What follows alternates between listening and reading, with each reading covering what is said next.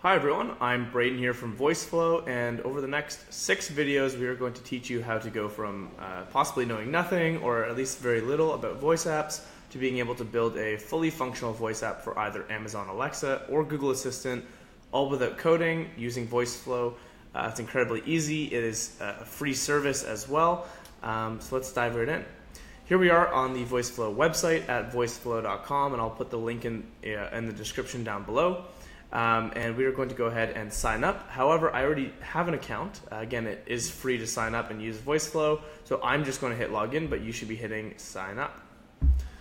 Once we log in here, you're going to go through a quick onboarding survey. It should take less than 30 seconds, and then you're going to be brought onto your first project. However, I've already made a couple of projects, and so I'm going to quickly hop in, and you should be familiar with what this looks like. I'm going to move my face over here and, so I can get to the Create Project tab. And I'm going to call this new project, let's say, Voiceflow Demo Series. And we're going to select which languages we want this to be used in. From here, we're going to Create Project. And this is what your first canvas is going to look like. So I'll quickly run through what the Voiceflow tool is and sort of how it's structured. So at the top here, we have the ability to go back to our canvas, back to our dashboard. So this is the creator tool. If I was to go back here, you'd see we have all of our different projects, and I can go back to the project we were just building, the Voiceflow demo series. I can move this around in a Kanban board. I can create other boards to store our project, but we're just going to hop right back in here. Once we're in, you'll see that we have our 3 different sections of the Voiceflow creator tool.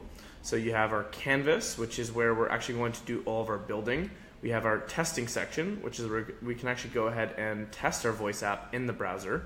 And then lastly, the publish section, which will allow you to publish your voice app directly to Amazon Alexa and Google Assistant, all within Voiceflow. So we're going to go back to Canvas here, and we're going to create a really simple voice app, which is just going to ask the user what their favorite color is, and then based off what they say, it's going to respond.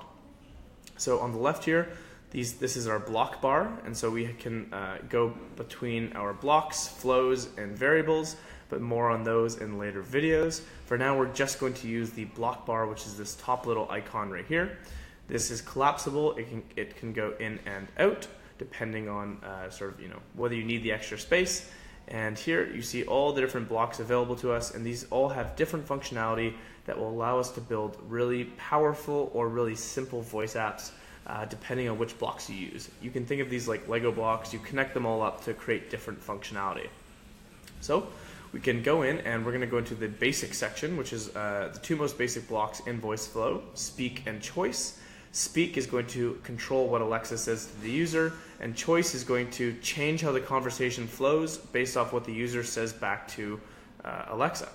So we're going to pull out our Speak block here, and this is where we're going to want to ask the user our question of what is their favorite color. So we're going to connect this up to our home block, which is the default block on every Voiceflow canvas. It is non-deletable, as you can see right there, and it's always going to start off every project. So you can think of it when someone goes, hey Alexa, open, name of your voice app. Everything is going to start from this home block. And in particular, the start portion of the home block. So this little start thing right here. So for now, we're going to drag the line between our start block and our speak block. And now these are linked up. And we can say, welcome to our test voice app. Oh, that was a weird symbol. What is your favorite color?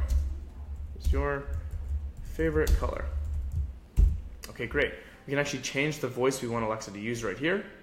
However, we're going to stick with the default Alexa voice. We can also add different audio clips if we wanted to. So for example, if we had a sound that we wanted to play, or we wanted to use a voice actor or voice over instead of just text to speech, which is this right here, we could actually delete our top section, or we could drag this audio section up to play first, and that's how we could get audio and MP3 files into our Voiceflow project.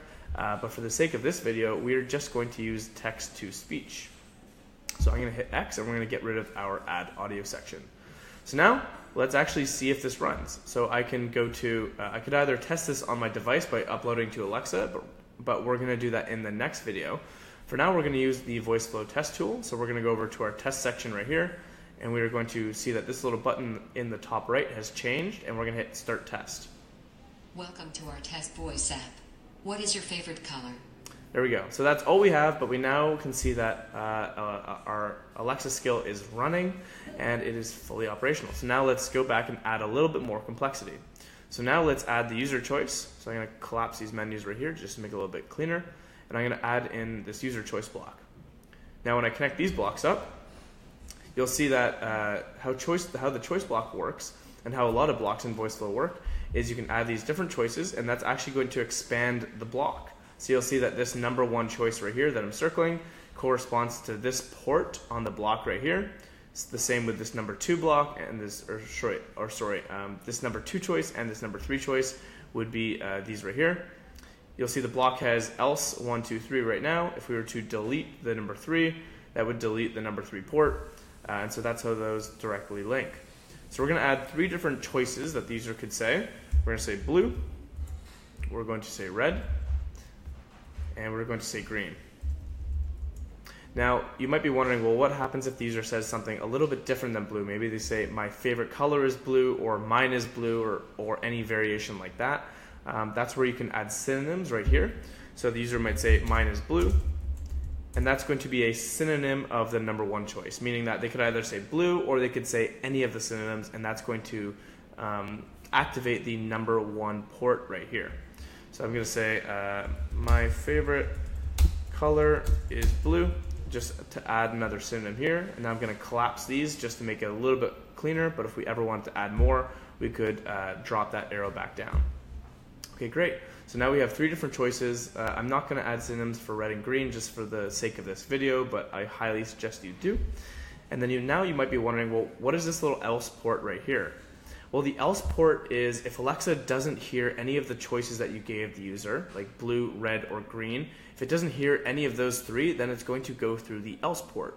So Alexa's going to go, is it blue? No. Is it red? No. Is it green? No. Okay, so now we're going to go for the else. And so what we're actually going to do here is we're going to drag another speak block up. And if the user doesn't say any of the 3 choices we gave them, we're going to say, oops, please say red, blue, or green. And we're actually going to lead them back to make that choice again. So that way that the user is always prompted to say either red, blue, or green if they don't say it on the first time. So now let's add what happens if the user says red, blue, or green. So up here, I'm going to rename this block by right-clicking, and I'm going to call this blue, just so that I can see it very easily. I can then copy-paste by hitting Command-C and Command-V. I can go down here, I'll rename this to, I believe this was red, and then the last one is green. So we're going to go down here and we're going to rename this to green. Okay, so now we're going to quickly type in what happens. Mine is blue too. I'm actually going to copy paste this text, put this in here, and I'm going to say mine is green too and mine is red too. Oop. And mine is red too. Okay, great. So now we have our 3 different blocks, and so we can actually go ahead and test this. And so on the test, we're going to start it. Welcome to our test voice app.